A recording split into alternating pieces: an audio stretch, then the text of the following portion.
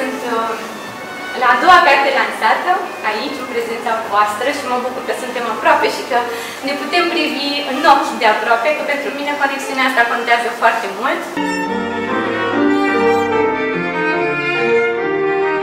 Deci, ceea ce vreau să vă reamintesc și sper să nu uitați niciodată, chit că veți avea un suvenir pe care îl veți lua cu voi plecând de la această întâlnire a noastră de suflet, zic eu.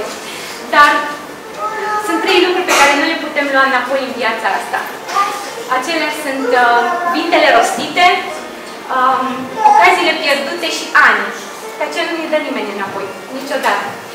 De aceea, pentru mine, marele câștig, așa cum am scris și în carte și cred că o să descoperiți și singur, marele câștig este să avem curaj să spunem că iubim, să avem curaj să spunem te iubesc. Și dacă astă seară cineva pleacă de aici, sau cineva care citește cartea, se duce și spune te iubesc, atunci pentru mine asta este marele câștig, pentru că eu știu să scriu, am avut puterea să schimb ceva în mine.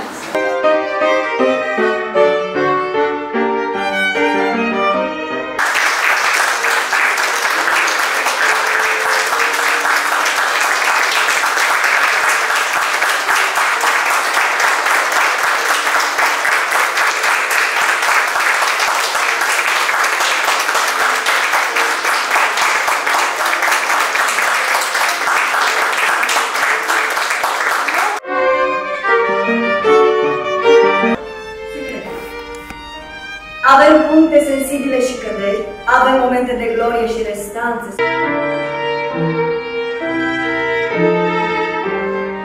Facem cadou sufletul, emoția și inocența altor oameni care se laudă ca fiind ale lor, deși niciodată nu vor spune de unde le-au luat. Renunțăm adesea la cele mai frumoase bijuterii, dăm aur unor semeni care nu au nevoie de el. Și mergem pe stradă gândind că nu e greșit să ni se urce inima la cap. În fiecare femeie există o prințesă. Da, astăzi, da, prințesă în fața noastră. O floare delicată pe care nimeni nu ar trebui să o rănească.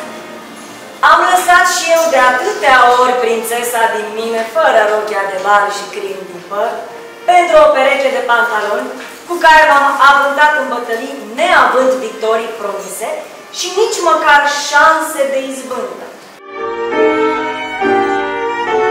Și totuși, am vrut să mai văd prințesa în oglindă ca să-mi împac slăbiciunile și puterile. Prințesele invizibile nu-și plâng amarul în turnuri întunecate. Chiar dacă alții nu vor fi mândri de tine, chiar dacă te sperie că poți iubi atât, o spui.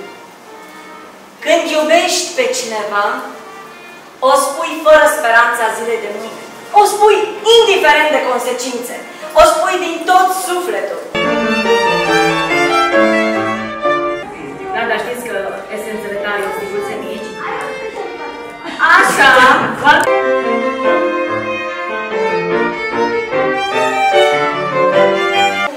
Geanta oricărei femei. Credeți-mă! Pentru că la orice situație, că femeia mai pică și în alte situații, da? Scoateți cartea aceasta din geantă și vă spun că o să vă dau o clipă așa mică de fericire.